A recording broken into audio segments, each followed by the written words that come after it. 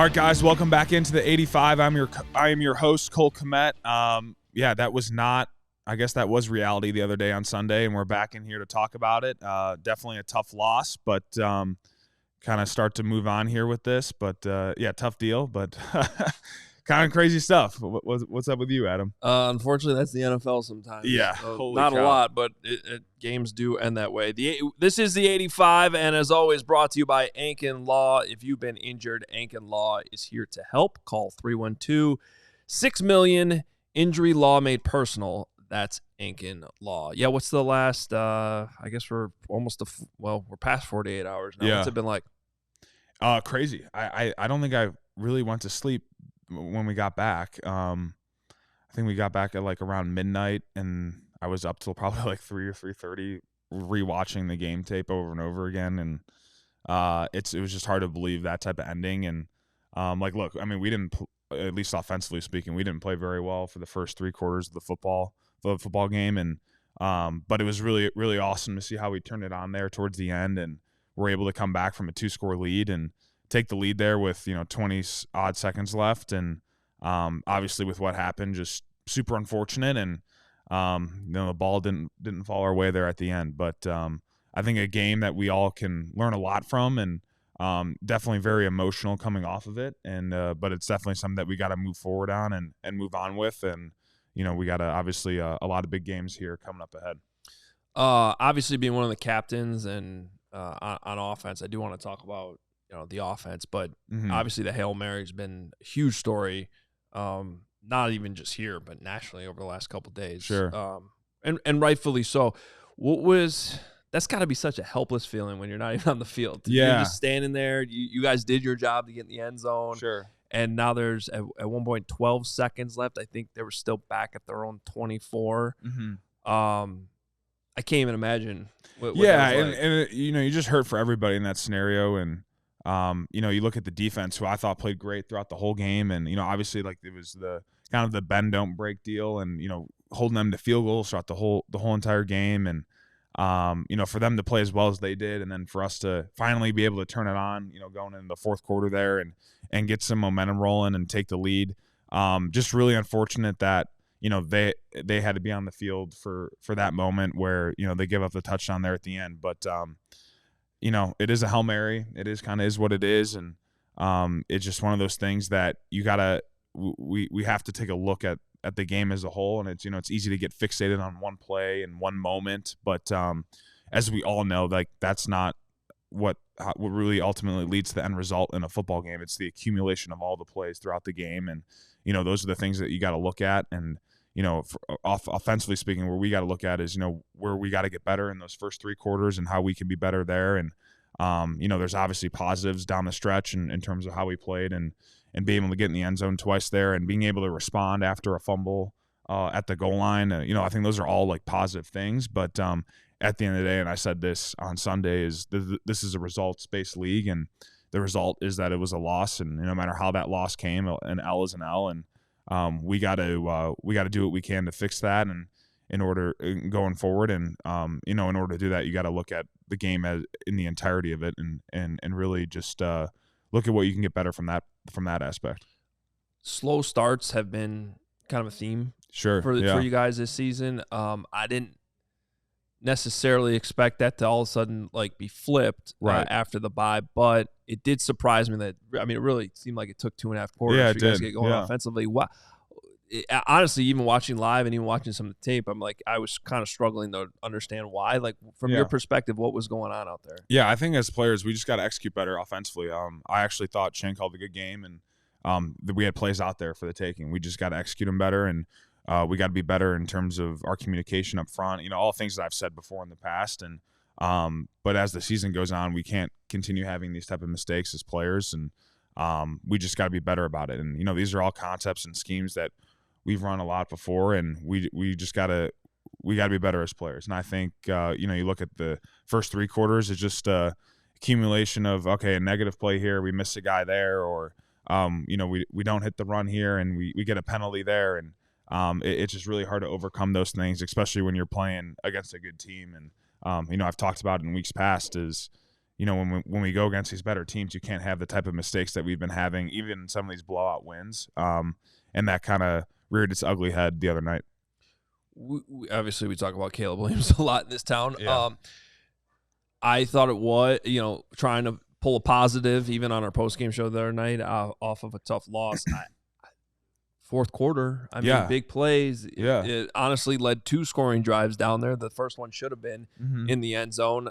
So it seemed like for whatever was ailing you guys early on, you guys stepped up. Caleb stepped up, and I got to think that that's an important big picture positive to be like, this is a kid that throughout his career, going back to even high school, college, and now we're seeing it in the pros, seems to have a knack for being able to put the team on his back late in games, make plays when they need to be played. Is that one of the positives you guys can take out of this game? Well, he's super resilient, and for him to do what he did in the fourth quarter is a huge positive, and I think that's really good to see, especially from a rookie. Like, we got to keep in mind he is a rookie, and this is not easy. And I remember where I was mentally as a rookie. Like, there's a lot going on in your head, and there's a lot going on, and I can't even imagine what that's like at the quarterback position. So definitely a lot on his plate that he's got to deal with and all those things. But for him to kind of reset himself going into the fourth quarter there and be able to make some pretty big plays down the stretch and get us in a good spot there, and for us to take the lead again with 20-odd seconds left, that's all really good stuff and things that we're going to need going forward if we want to, come out and pull ahead against these teams throughout the season. So this is the NFL, and I think we were talking about this last week. It's a crisis or carnival every single week. This seems like crisis right now. Sure. What does it feel like in the building? How important? Like, this seems like the way teams bounce back from situations like this seems really, really important for perhaps how the rest of the season can go. What can you tell us about what the dialogue's been like? Yeah. Inside the buildings, especially yesterday. I know you guys are off today, but just what did it feel like? What can you share about all that? Yeah, well, it was obviously super emotional, and guys are super emotional, and we put a lot into this throughout the week, and we all knew that this was a big game coming into it, and an NFC opponent, a team that we were going to be playing now. Talked about in a prime slot at that 425 window. So we all knew it was a big game, and we had put a lot into this and a lot of thought into this and a lot of emotion into it. So whenever you lose a game like that, it's hard. It's not easy to move on from initially. I remember growing up, my grandfather, whenever we leave the baseball games and you lose a game 1-0, he always said he'd rather lose a game like 10-3 than 1-0, just because like that 1-0, those 1-0 games just hurt so much. And when you lose on the last second or in the last inning or whatever it is, those are hard to mentally, get past. But we have a really resilient group, and we had a good productive day the other day on Monday, kind of looking at the tape for what it was and addressing some of the issues at hand, and we're going to take it and move on from it just like we would any other week, whether it was a win or a loss. And look, there's a lot of things that we need to get better at here, especially before we hit the divisional games. But I think like the perspective on it is, we're now at 4-3, and sure, we wanted to be 5-2 at this point, but we're at where we're at, and we still have all the division games out in front of us. So there's things that we got to get corrected, and these 2 games before the division starts, these are 2 very important games, and obviously starting with Arizona, a team that I think has now won 2 in a row. We got a lot ahead of us. There's a lot of season ahead of us. That wasn't a playoff game. That was a middle of the season game. That wasn't a divisional game. But it's a game that hurts and a game that we definitely wanted. But at this point, there's nothing that we can do, and we got to be able to move on from it. I thought you did a really good job in your press conference yesterday. You knew you were going to get questions about what happened with Tyrique Stevenson, and I thought as a captain on the team, you have to address it. You obviously don't want to be too hard on a teammate, but this idea that you brought up of respecting the game and how if you don't do it kind of all the time, it's going to catch up to you. I thought that made a lot of sense. Yeah, I think like for me, where I was coming at that is just like how you have to operate on a daily basis. Like there's so much that goes into this game for us in a professional standpoint, and it's not just what you're doing on the practice field and showing up and doing what you got to do in terms of your assignments on the practice field and running to the ball, all those things. But like what are you doing outside the facility? What are you doing in the weight room? How are you fueling your body? Like all these things that go into what I view as like respecting the game in terms of not cheating the game and not trying to slide by or cram the last second of a test, those type of things. Like you got to be on it all the time. And, the game's never over, as we learned, till the clock's hit zero. And I think, that unfortunately, Tyrique was put in that position, and, I know he feels terribly about it and he's never gonna let that happen again. But I just think it's a learning lesson for everybody in that type of scenario of what this game is, and making sure that we respect the game and that we're doing that, to the final whistle, and we're living that in our day-to-day lives as well. I know he addressed the team yesterday. That was made public. I'm sure the details of that you want to keep in-house. But is that a type of situation where the leadership council gets consulted on, how to handle that or bounce back from it, or is it just sort of a coaching deal?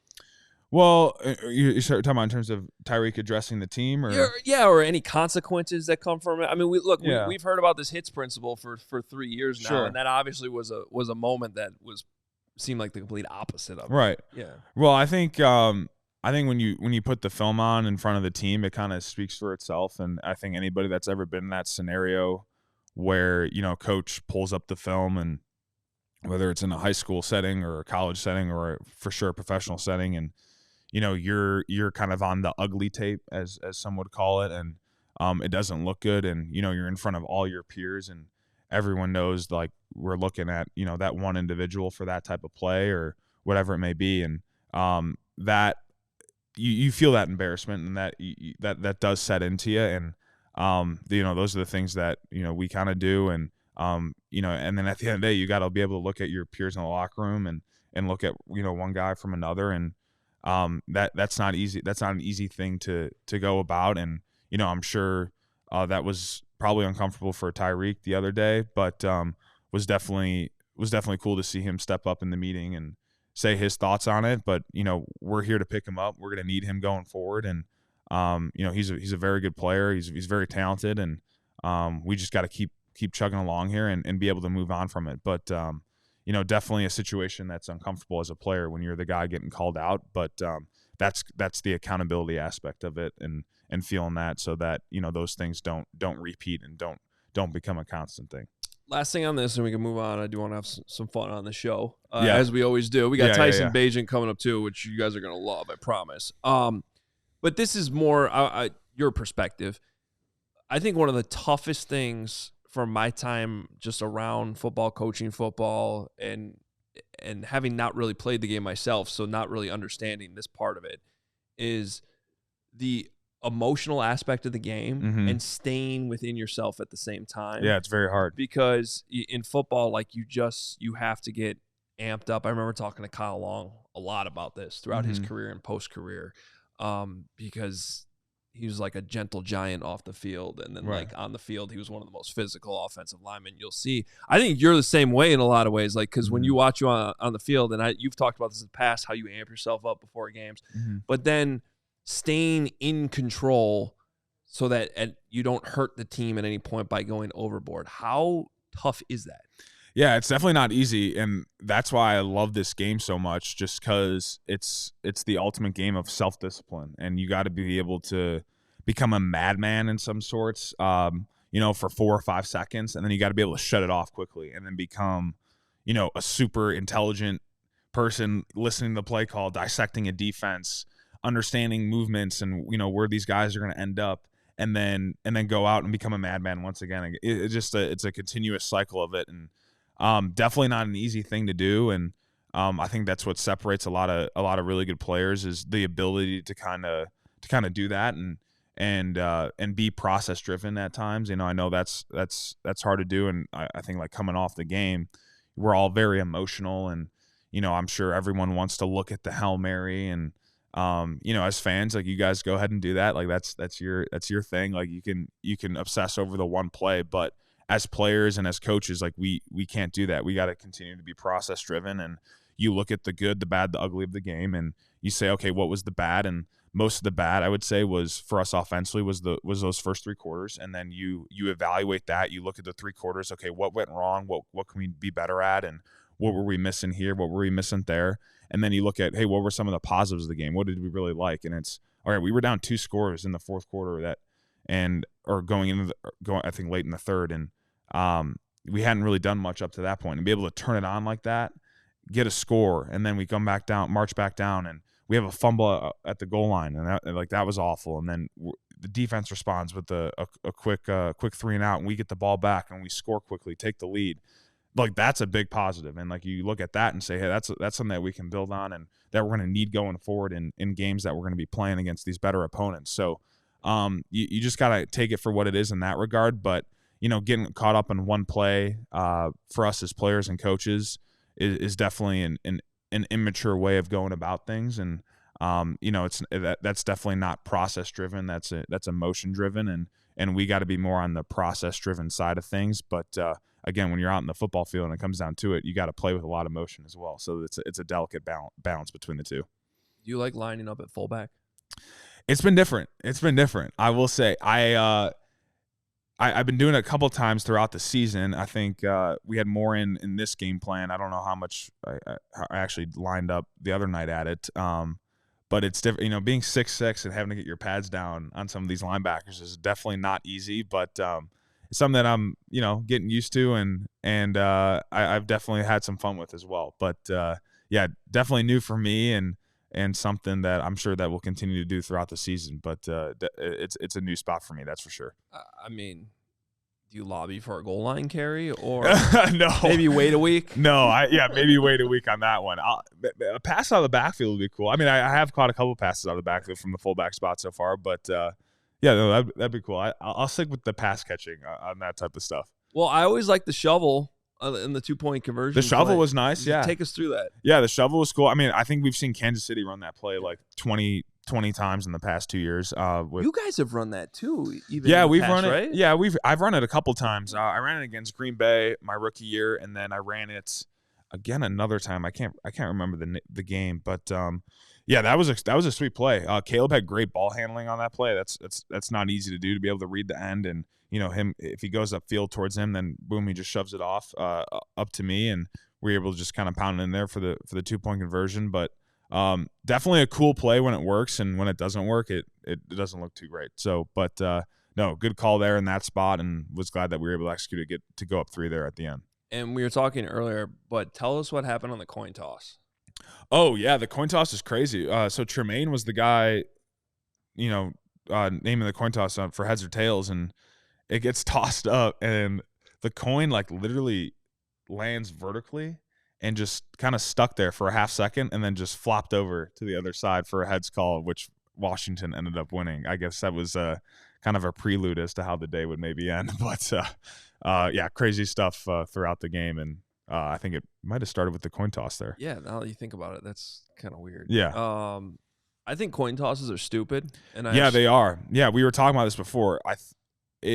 For a game that is so detail oriented and based on, doing the right thing, and, all these things that you can control in a game, to have a coin toss decide who starts with the ball and who doesn't is crazy to me, just objectively speaking. I had some strong thoughts on this a couple of years ago. Remember with the playoff game between the Bills and the Chiefs, and they're like, oh, it wasn't fair that they never got to possess the ball. Right. Then they changed the overtime rules over it. Now both teams get a possession. That's a great point. In the playoffs. My whole thing was like, why can't the home team just get to choose? Like, just make that the rule. The home team gets to choose. It's a built-in advantage for the home team, part of having home field advantage. It exists in pretty much every other sport. In baseball, the home team gets the bat second. In hockey, I don't even know how many people know this, but like you get second change on line changes. So you get to create your matchups throughout a game.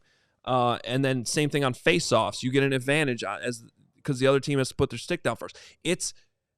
Other sports have this. I don't understand why we're taking a coin and just flipping it to decide something so important. Yeah, it makes no sense. I like the home. I never thought about it like the home field advantage thing of, hey, you get to decide what you want to do. Maybe to start. You can game plan for that all week. Yeah, you can be like, maybe agree. This week we're the home team. We get to do this. Yeah, it's crazy. You start the game off by chance, just by heads or tails call. But I mean, I guess that's just how it's always been. But I think that'd be a good thing to change going forward. But me and you are probably the only ones on this.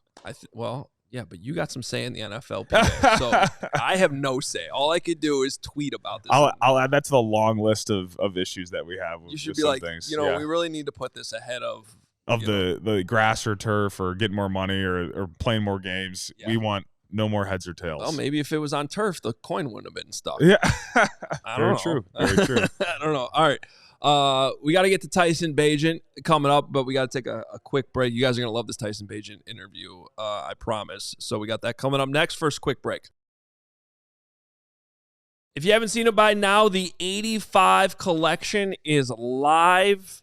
You need to check this out. It's at store.allcitynetwork.com. The 85 collection, and the coolest part is a percent of the proceeds will support Special Olympics Illinois. This is a great organization supporting people of all ages across the state with intellectual disabilities through sports competition, health programming, leadership initiatives, and personal development. Cole Kmet has been working with the organization for over a year now, and the athletes are fantastic. So grab your 85 merch and support Special Olympics Illinois. Special Olympics Illinois serves individuals of all ages with intellectual disabilities, and they provide year-round sports competition, training, health education, and leadership development. And the 85 is also brought to you by Circa Sportsbook. Whether it's pro or college, the app to bet football is Circa Sports Illinois. Circa Sports is sports betting the way it should be. Circa Sports Illinois has high betting limits, low holds, and exceptional customer service. Bet on all your favorite teams in every game this season. Spreads, props, futures, or in-game. Circa Sports has it. Fund and bet like a pro from anywhere, anytime in Illinois. Download your new bookie today at circasports.com. Must be 21 or older. Gambling problem? Call 1-800-GAMBLER. All right, well, welcome into the podcast. My buddy, now a veteran, Tyson Bagent. Tyson, where's the podcast finding you today? Say that last part again. Where's the podcast finding you today? Where are you at right now? Right now, I'm in the crib in Lincolnshire. In Lincolnshire, nice. So now everyone knows where you're at. That's good stuff. Yeah. All right, well, appreciate you coming on. Been doing this. Just want to highlight guys so that everyone kind of gets to know everybody on the team. And you're next up here. So, obviously now you're a wily vet. I know we joke about it that you got past that third game and you're no longer a rookie anymore. But kind of give everybody a background of where football started for you and your college process and then coming into the NFL last year. So the entirety of my football career has happened in the eastern panhandle of West Virginia, about 45 minutes in between DC and Baltimore. Played youth league football there, played middle school football there, played high school football at Martinsburg High School. Was able to, I was a 3-year starter, won a couple state championships, and then, didn't really get the offers that I thought I would get, for college. Had the University of Albany and Robert Morris in Pittsburgh, two really low, struggling D1 programs. But then I had Shepherd University, D2 powerhouse, right 10 minutes away from where I lived my whole life. And so I had grown up going to the games. They were, always super successful, playing, for regional championships, national championships. And they threw the ball 30 times a game. They always had a good quarterback at the school, and they were letting it rip. So ultimately made the decision to go play there. Was able to win the job my freshman year and got to play 60 games as a starter. Threw for a bunch of touchdowns, a couple regional championships, Division II Heisman, and was able to cap it off with throwing the most touchdowns in college football history. So it was a pretty sweet, amazing gig. And luckily, it was kind of what you have to do if you play at that level. You kind of just have to go off every single game of your whole career in order to get a shot. But the quarterback that was there before me got a shot with the Redskins at the time. Now the Commanders. So I knew that I was better than him. So if I just did what I was supposed to do, I would at least get a shot. So that was basically all I could ask for. So that's awesome. So did you always play quarterback growing up? Like, how'd you know you wanted to be a quarterback? And obviously that's a big path to go down and making that decision of committing to the quarterback position. When did you know that you could do it at the next level? And did you ever dabble with any other positions growing up? Yeah, it was forced on. It was forced onto me by my dad when I was 6, and then I would say I didn't really super fall in love with it until like sophomore year of high school. Whenever I wanted to start a job, and I'm playing with older kids, and it was fun and whatever. That's when I kind of really fell in love with it. But not totally forced onto me by my pops. Always wanted me to be a quarterback. Lucky for me, I wasn't like a super stud athlete when I was younger, so like quarterback was kind of perfect because I had a good arm, but I wasn't like the fastest guy, so I couldn't play running back or receiver or anything like that. But as far as other positions, I played tight end and linebacker a little bit, like in youth league. Obviously, that I wasn't a very good tackler. Once dudes got bigger and everything, I wasn't really about that life. So stuck with quarterback. And playing at the next level, I probably realized that once I started having success in college, just because I knew that guys I was playing against were getting chances at the next level, and I was, I was handling business, so I just, I felt like, I had a shot. And then going back to high school, when you're not getting the offers you want, are you kind of like, what the heck's going on, or what was that whole deal like, and how did you kind of navigate that to finally, obviously you looked at Shepherd and saw what that pumped out quarterback wise in years past, but what was that initially like when you're not getting the offers that you would expect? Yeah, it was, it's not really, it was honestly, it was the strangest thing I've ever been through in my life, just because, I'm the same height as I am now, my senior in high school. I had won 2 state championships. We're going to all these 7-on-7 tournaments. There's playing against these guys with, this many offers, and we're handling business. But I'm balling out all the time. Can't believe I'm not getting these offers, and other dudes are. There's even dudes on my team that, especially West Virginia is the offer. If you're a West Virginia kid, West Virginia is the offer that, you're always looking to get. So it was kind of this thing where like teams like James Madison, West Virginia, Maryland, the Western Kentuckys, they would just flirt with me, and then all of a sudden it would just dwindle away and not be there anymore.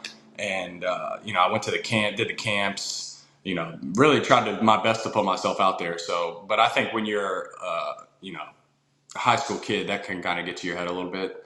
So I was probably just tripping about it more than I needed to. Because I mean, once you step, no matter where you go, once you step foot on campus and you're with the team or whatever, and you got a team to beat and you're preparing and everything, all that goes out of the window. Especially since I was having so much success early on, the whole D1 thing really kind of it was able to escape my mind pretty quickly. But it was a bit of just a head scratcher. Just wondering, what is it that these guys have that I don't have, and took me a long time to realize that whatever that was didn't exist. That I had whatever else everybody else had. So it was just a bit of a weird thing, but definitely happy with how it all played out. So then you get to college, you throw for like 1,000,000 yards, all that stuff. What type of plays are you guys running where you're throwing for all these yards every single game? And did you have any sort of running game at all? Yeah, it was a lot of West Coast, inside zone, outside zone, and we ran inside zone, outside zone, counter, and pin and pull. Those were our base run schemes, and then we would just. I had 3 different offensive coordinators in college. The first guy I had, he was a little more like, by the book, kind of, vanilla schemes, which was good because I was young. I didn't really know anything about football yet. Then my junior year, when I won the D2 Heisman, I mean, our RPO game got wicked. And just, I think that kind of broadened my horizon with just like, how cool football is. Because, I mean, we would just be like, we would go like 2 by 2 with the tight end lined up to the field and 2 receivers into the boundary, have the slot run a go ball, and have the outside guy run your Sharpie. And then we would read the field safety. If he inserts to the run, to the pin and pull to the field, then you know that the boundary safety is going to roll with the go.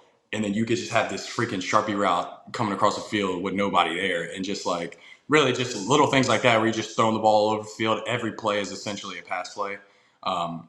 Just because it's hard to get good offensive linemen at the D2 level. So we basically, you got your 5 guys that are good enough to rock with, but you're not leaning on those guys for like many 4-minute drives or anything like that. Like, it was just an explosive deal, and yeah, that was kind of what was happening. But yeah, a lot of inside zone, outside zone, RPOs, and then just all the concepts that we run in Chicago. Did you do any under center? Were you in huddle at all? How was the whole operation of that type of stuff? And it was all no huddle signals. We had if we were backed up, we went under center, and if we had goal line packages that were under center, and then kind of just sporadically we would do like some play action from under center, but very limited. About 8% of the time we were under center, and then as far as huddle calls, if it was like 4-minute offense trying to run out the clock, we would huddle.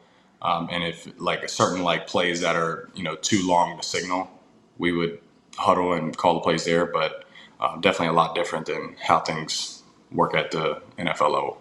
Yeah. So you throw for all these yards, even at the beginning of your career in college. Was there any thought of transitioning over to a Division I school, and what did that look like for you? Yeah. So first 2 years, freshman, sophomore year, do well, whatever. Going into my third year, COVID happens. The whole season's canceled, so we didn't do anything. We had like 8 practices the whole time, but people kept getting COVID, and we had to quarantine, and whatever. It was a mess. That happens. Then the next year, my junior year, that's when all million touchdowns, D2 Heisman, whatever. I get into the transfer portal. And just, I'm getting blown up, right? But I've completed all my classes to graduate, except I had an internship. That's all I needed to do. I just had an internship with Shepherd that I had to do to complete my degree. And that was it. Class-wise, I was done. So I didn't know how the transfer portal worked. I just knew that there was I was getting illegal phone calls before I was in the portal. So me and my dad were like, holy shit, like if Marshall University's calling us illegally, who knows what could happen if I put my name in, maybe I can go to Alabama or, go somewhere crazy, right? So get in the portal, getting blown up, scheduling official visits, take my first 2 visits to West Virginia and Maryland. Realize right there that obviously you can't just transfer to a school and start right off where you left off school-wise academically. You have to obtain a certain number of credits before being able to graduate. So realized that would have set me back a year and a half in school. And my granddad was about to die, and he really was only worried about my academic success. And I was already having so much success at Shepherd. And I was having fun. I love my coach. We were going to have a good team the next year coming back from my senior year. There's these things, I can break, all these records, whatever. And then, so it didn't seem worth it at the time. And, it all worked out. Granddad passed away 2 weeks after I graduated. Had an amazing senior season, broke a bunch of records. But I did get in the portal, and it was nuts. And it was right around when NIL was starting to become a thing. So it was kind of felt illegal when you talked about it, but it was still kind of out there in the open of just hey, you come here, this is kind of what we have going on. So yeah, it was crazy. So you finish up at Shepherd, and you're getting ready for draft stuff, I assume. And were you expecting to get drafted? Were you surprised that you went undrafted? How did that all go for you, landing in Chicago? Yeah. Well, so throughout my senior football season, got invited to the Reese Senior Bowl. They came to practice and invited me to the Reese Senior Bowl. Got invited to the NFL Combine. So yeah, I was completely shocked that I didn't get. I thought I was going in the 5th or 6th. I thought I would go in the 5th or 6th round. So yeah, I had a draft party and everything. So yeah, I was surprised. I was surprised that I didn't get drafted. But I knew. What was that draft party like? I had a big feeling. I had a pretty good idea that I was going to go to Chicago though. I thought that Chicago was going to draft me in the 5th. So, 6th, what was that? Okay, what was that draft party like when you I kind of feel bad for you that happened. Oh yeah, really, essentially, I drove across the street to my grandma's house. invited, had my family there and about 7 of my friends. So that's what I mean by draft party. We kind of just sat there and watched the draft. And but were they like, what the F, dude? Why are you getting picked? Or like what? Nah, I mean, dude, no. There's 2 guys ever from my area even get like a mini camp invite. So it was like kind of just, you had to be ready. You had to have people there just in case. And I almost went pick 248, the second to last pick. Yeah, of the draft. That almost happened. I think we ended up taking Kendall Williamson, the safety. Yeah. And then even before that, they were gonna take me in because we had 2 7th-round picks, I think. Yeah.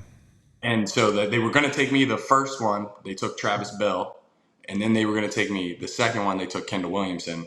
But my deal was, it was awesome. My deal was already done like before the draft ended. Like I already talked to everybody, and yeah. And as soon as you realize you're on a team like that, you're just super excited. So it was still a pretty solid time with everybody. And then talk about going it as an undrafted guy. You come into camp, and it was a pretty, deep quarterback room. You had Justin, you had Nate Peterman, you had PJ Walker. So all 3 guys who have played in the league before.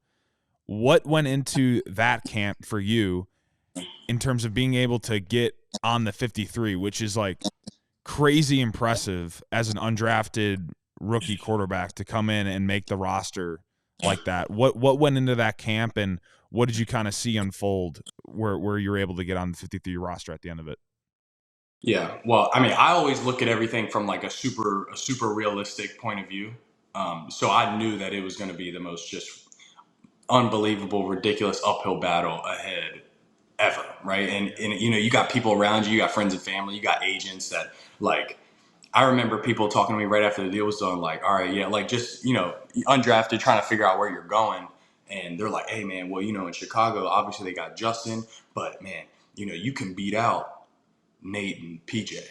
You can beat them out. And, I'm like, I think I'm super good, right? Like, I think I'm great at football. So I'm like, I hear what you're saying. But in my head, I'm like, let me not forget that these are 2 dudes in the NFL with families, and they know what it's like. They've played in games. Like, for by no means am I thinking that I'm just about to go in here like everybody around me is telling me and just snatch these 2 dudes spots. Like that's ridiculous. So it was almost too much to like process with thinking that I need to go in there and be the QB2. So I just essentially just whatever I was supposed to do, every moment I just tried to do it as best as I could and execute it perfectly as I could. And, thankfully that along with a couple other things, it worked out for me. But it was always just about like, what am I doing this day? How hard can I go this day? What do I need to know this day? And I just tried to never walk into the building with anything on the playbook that I was unaware about. So now when you look back on your first year, you started, what was it, 4 games, or you played in 4 games, and 2-2 I think was the record. What are some of the biggest takeaways you take from year 1 and like biggest learning lessons that you've had being in the league so far? Yeah, just I mean how just it's all about winning. I mean, I think that's really the only stat that people look at regarding quarterbacks, especially, is just like your win-loss record. So understanding how important that is, and just really understanding how pivotal every single play could potentially be, and just really situational football. I think in college, it was like I'm just out there. The only thing I'm thinking about is score, score, score, score, score. Like that's really the only thing on my mind. Like, you take the play. Like a lot of times I wouldn't even think about, like, obviously I had an idea, but as far as like knowing what the kick line is, and down clock or down timeout or anything, bingo, ozone, just managing the clock.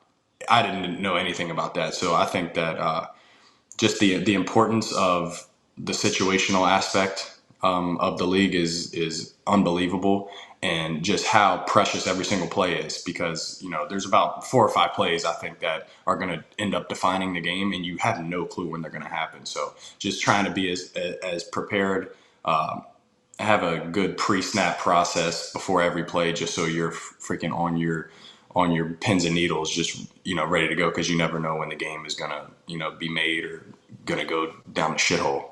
Yeah. Well, there's a lot to it. That's for sure. Okay. Last question for me, and then I'm going to turn over to Adam for a few questions he might have. But what is it like to have a world champion arm wrestling father growing up? What is that like? Yeah, I think it's gotten cooler. That part of it has gotten way cooler as I've gotten older. I think as a kid, he was just my pops. My dad was just around all the time and would have to go arm wrestle every once in a while. So it wasn't like a big thing. But now I'm like looking at stuff on YouTube, and it's just awesome to go back and watch. But the arm wrestling aspect, he's just a crazy dad. Just always had us working out, doing stuff, sports year round, just super involved. Even if he wasn't the coach, he's that dude that's like basketball. He was never like a basketball guy. So whenever it was basketball season, he would always think that my coach was a dumbass, and he would always sit on the front. He's always on the front row, and he would essentially coach from the stands. Just always just crazy loud. Did not care who was around. Just all the stuff. So it's awesome having him as my pops. Adam? Yeah, Travis Bagent's a big CHGO guy, by the way. Ooh, okay. Yeah. All right. He's I don't know, him and Mark Carmen have become besties for some reason. Oh, that's cool. Well, shout out to the pops if he's listening. That's awesome. Oh, he'll be watching for sure. Hey. Oh yeah. He's gonna call me right when this is over.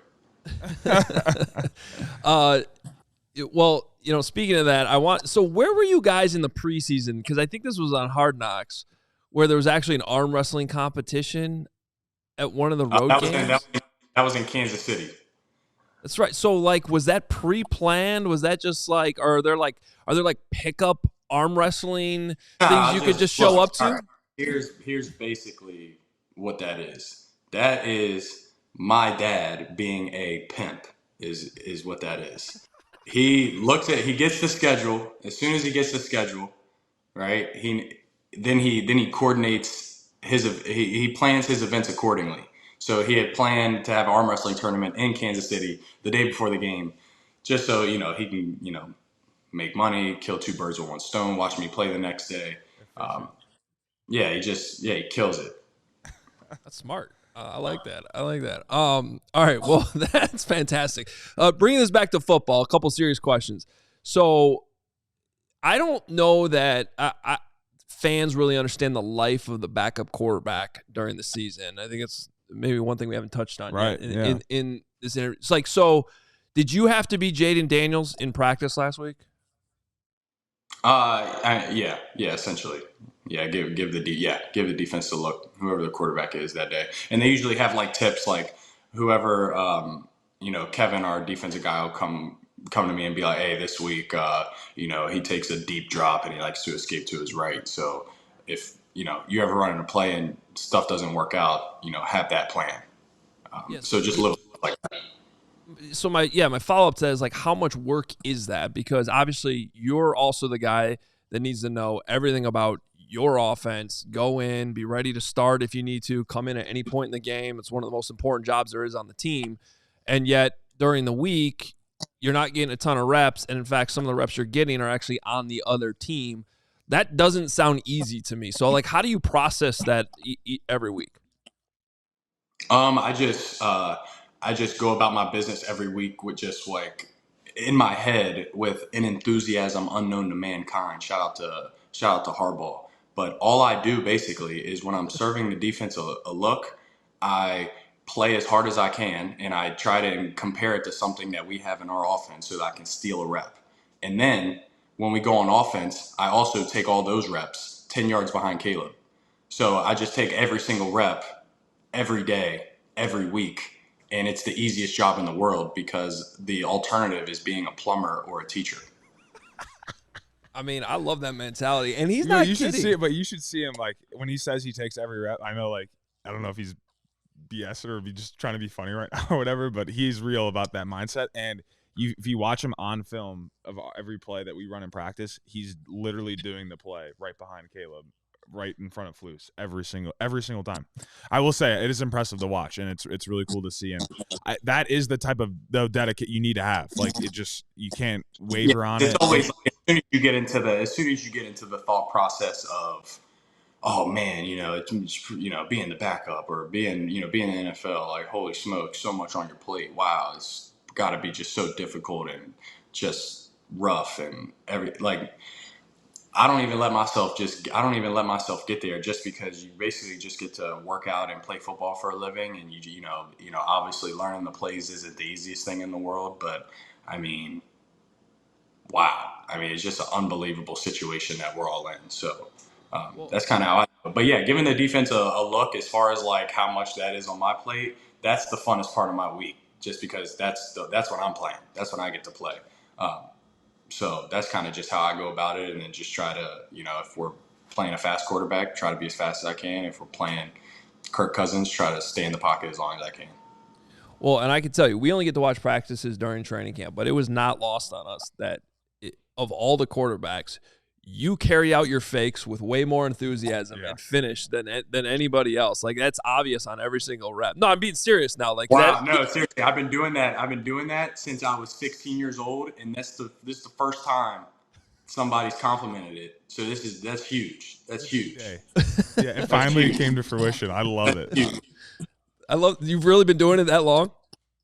Well, yeah. I mean, I had my first coordinator in college was like a drill sergeant when it came to that, of just not being a lazy POS. You always have something to do on every play. And always just trying to, because I mean, essentially when you start doing it a lot, like I've kind of gotten to like the science of it, and I really just try to pay attention to it. So it's like anytime I can get like a second level defender to jab step to me or like hesitate for a split second, I like to think in my head that if the run crease, I that guy won't be able to make the tackle now, or it'll be a tougher tackle, or maybe we'll be out the gate and have an explosive, and just whatever I can do to help the team, and getting once again being able to just run around and work out even more. Unbelievable. I love it. That's good stuff. Well, Tyson, we appreciate you. Thanks for coming on. I know it went a little longer than expected, but all good stuff here, and I think people will learn a lot from this. So appreciate you, and I'll see you in the building tomorrow. Comment. Appreciate you, bro. All right, man. By now, ComEd can help businesses save money by becoming more energy efficient. And the energy efficiency program is really cool. It can help find up to 35% in energy savings. And what do businesses have to do to get on board with this? Well, you just sign up for a free facility assessment at comed.com/biz. And yeah, I don't know why more businesses aren't doing this, but maybe they forgot the website. So again, it's comed.com/biz, comed.com/biz. Terms and conditions apply. Offers are subject to change.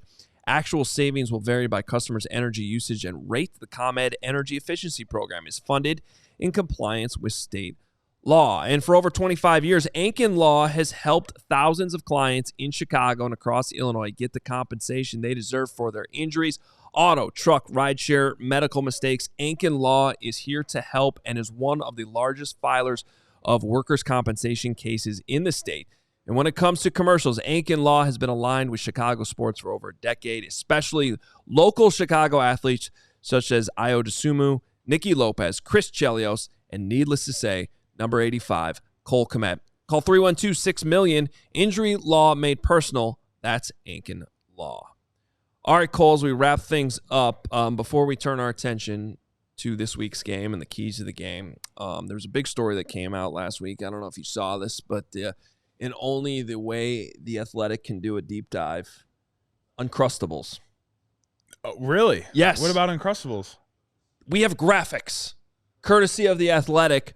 They pulled 24 teams, at least 24 teams were willing to release their Uncrustable data. And somehow the Denver Broncos, maybe that's why they're off to such a great start this season, they consume 700 Uncrustables a week. A week? A week. Oh, my God. We're at 100. That's pretty good. Chicago Bears down at 100, and I need to know how many of those are yours. Probably I go one or two a week, so okay. I'm making up for two of those. We'll call it two of those. 700 a week. That makes me think, like, what other food options do you have at the like? Do you have no other food options? Like that's insane. $700 a week. That is crazy. That's pretty cool though. I mean, they're super easy, and provides a little energy to you. You get the carb hit, get your fats from the peanut butter. But that's a crazy stat. Why did they do that? Why Uncrustables? Well, I think it was us talking about it. Oh here. Yeah, exactly. I think we created this craze because we haven't really talked about this much this season. But for those of you that might be new to the 85, last year when Cole would join CHGO Bears, this became a hot topic because I'm a big Uncrustable fan. Yeah. I didn't discover them until I was a dad and realized how easy it is for. They're so convenient. You can pack them. They're in you just break them out here, peanut butter and jelly, kids, and it's got the protein, keeps the energy up. And then I realized when I started coaching, this is a great halftime snack. It's perfect. And I always have one. I actually have one in my bag today, even just in case, because you don't know. It's a long Tuesday. And then you were like, "Yeah, but we have these at halftime too," and that blew my mind. But it makes sense. Yeah, I'll eat them before games sometimes. Like if we're playing an afternoon game. I didn't eat this past weekend, but there'll be times where I'm like, don't really want to eat. Whatever they have available, and I'll just pound a couple Uncrustables. My new favorite's the one with the honey. I don't know if you've had that one before. They got honey. I haven't. I heard that. Peanut butter and honey. That is it's a special combo. So we were at a bar called Almost Home on Sunday in Wrigleyville where we did our pre and post game. Mm-hmm. And was he the owner or the GM? Owner, right? Yeah, he's the owner. He has seen our conversations about this. He knows how much we love Uncrustables. He deep fried some Uncrustables for us. Holy cow. In the kitchen and brought them out. That's crazy. That's got to be so good. It was outstanding. Oh my god. Because you've told me to put them in the air fryer before. Yeah. Which I did and it was fine. But the deep fried. Yeah, I mean anything deep fried is just it's got to be good. It's got to be good. Well, this is a good transition to keys to the game because you said you didn't have one on Sunday. So I think that should be our first key of the game is that you consume an Uncrustable before the game. Consume an Uncrustable before the game. Yeah, that's the first key of the game. In all seriousness, keys of the game presented by Circus Sports. Download the Circus Sports Illinois app at circusports.com/Illinois-app. We got to flip the script. You guys got to show up to work Wednesday and a tough game against the Cardinals. Yeah, I mean, they're looking good. So this is going to be a tough matchup on the road here for us. A good way to get back on track, though. So, obviously, they got a dynamic quarterback and a good offense, and, they've been doing some good things, and they got some really good defensive players. Obviously, Budda Baker's been there for a while.